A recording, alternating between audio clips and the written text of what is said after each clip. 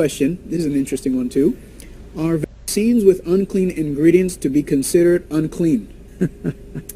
Well, maybe if, and you jump in your Pastor, maybe if you're going to eat it, but, I've heard of people whose lives have been saved by having a valve placed in their heart that comes from a pig, because it just so happens that the valve of the pig is very similar to the human valve in the heart, and of course there's no problem there.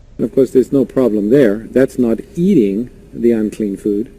It's actually benefiting from something that the pig has. There's probably not too many things you can benefit from the pig, but which is that? A football. American football, sorry, but anyway. That's right. Pigskin, yeah. But it's quite different than eating that which is unclean. I mean, the purpose of not eating something that is unclean is because of the health consequences of doing that. We have dogs. Dogs are unclean, but they make wonderful pets. They do?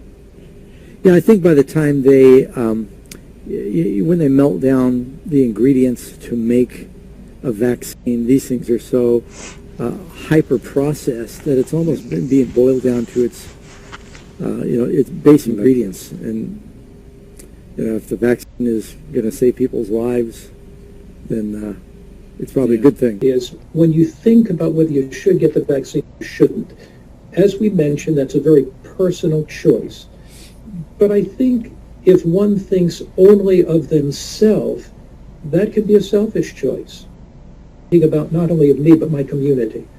How does my decision, whatever I personally choose to make, impact elderly parents? How does it impact my son, my daughter, my aunts, my uncles? How does it impact the larger community?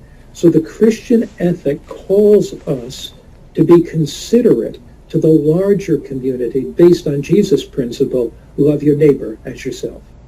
And God does not fail to guide his people. He may tell you, take it. He may tell him, don't take it. All right. Excellent. I will instruct thee and teach thee in the way which thou shalt go. I have to go to Fiji in July for 2 weeks. Now I have a choice. I can go with no vaccine and I enter 14 days of quarantine before I begin the 2-week revival. Or I can take a vaccine and go straight into the revival, so I'm still talking to God. In Acts 28, he landed on an island and a venomous snake bit him. Are you with me? He shook it off. Why? Because he was about God's business. And so if you consider the vaccine venomous, you have a God who can take care of you. If White and her secretaries received the smallpox vaccine when there was an epidemic in her day. And in those days, of course, medical science was not nearly as advanced as it is today. D.E. Robinson, one of Mrs. White's secretaries, under the date of June 12, 1931, wrote the following regarding Ellen White's attitude towards vaccination. You can find this in Selected Messages, Volume 2, page 303, and I quote, "You ask for definite and concise information regarding what Sister White wrote about vaccination and serum. This question can be answered very briefly, for so far as we have any record, she did not refer to them in any of her writings. You will be interested to know, however, that at the time when there was an epidemic of smallpox in the vicinity, she herself was vaccinated and urged her helpers, those connected with her, to be vaccinated.